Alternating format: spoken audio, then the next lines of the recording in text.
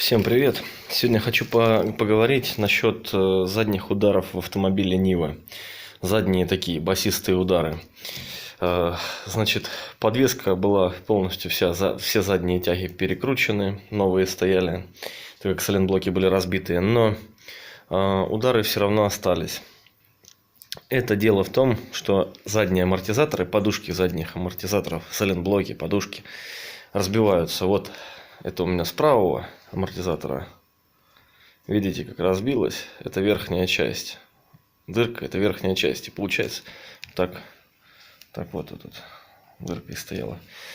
И когда малейшая работа амортизатора начинается, малейший ухабик, ямочка, он сразу тук-тук-тук-тук начинает бить.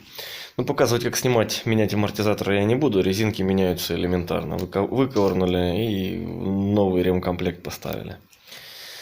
Все, всем удачи, всем пока.